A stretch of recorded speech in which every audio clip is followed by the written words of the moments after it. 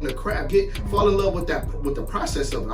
I like, even though I'm not as consistent with like putting out material and stuff like that too, I love the process. I love just doing it. We talk about, man, a skit like that, like it's so much we ain't got left on the table. There's so many skits that we got left on the table that we ain't even put it out there, man. Like, So I do want to get into this because like one of the things that you gotta appreciate about you, bro, is this brand. This is dope. You know what I'm saying? From the colors to what it stands for. What did that stand for? Like you said, we can start as a joke, but I'm pretty sure when did it become so, all right, let's shoot it out there to the people. Yeah, for sure. That it was a joke in the moment that took it to a movement, man. Like that really, it was just like I wasn't even thinking like that. If somebody would have told me that Hov would sell clothing, I was like, I wasn't even thinking about that. Like, I was just like, it was a joke. And I don't care who get the credit. Like, that same thing, like that mindset that me and B got when we doing a skit, like, it could be something like, yo, like, you know, something that was a funny line or something like, dude, this dude, B funny is like,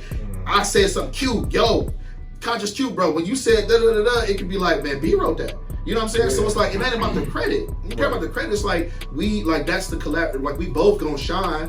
And it ain't even about the shine, it's about the content. Like when you really have a heart for what you do. Take away from it, man.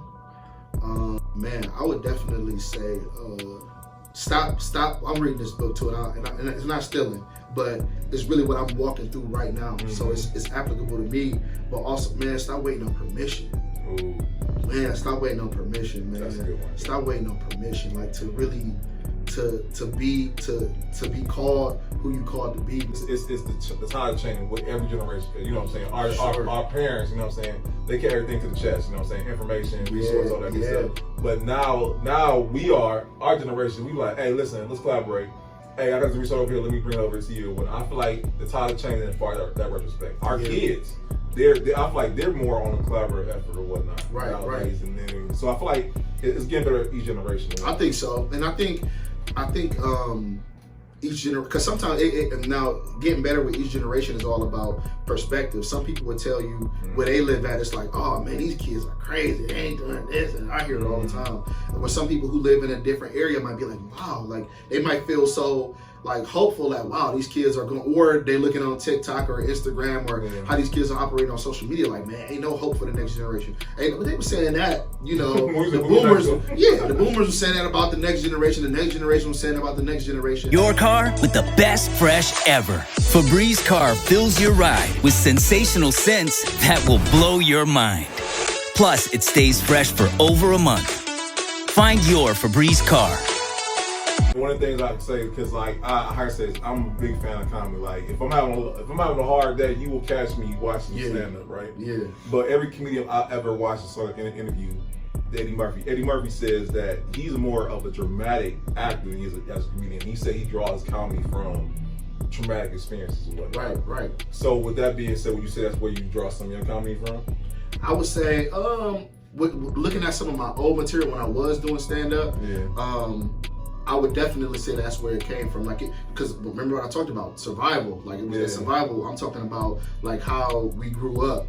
A lot of that stuff, like me being, for instance, I say the youngest of 5 children, but the only boy. You know what I'm saying? Oh, wow. So I would talk about that too. Like you know, if you look at my page now, if you go to the very first video before I graduated, it's like skits with me and Cornell. And so he was like, man, I'm about to move, and I'm about to go, like, man, you should come, like, dude, we'll like, be roommates, whatever. I was like, man, I gotta graduate. I'm trying to, you know what I'm saying? Every excuse, but he was like, all right, man, but dude, he like put it on the line and bounced it, you know what I'm saying, took that gamble. But definitely, man, like I started like, so social media wise, that's where I started like doing the skits with him, and then just did a few on my own, like on and off. It was sporadic because I'm like, first of all, I'm trying to graduate.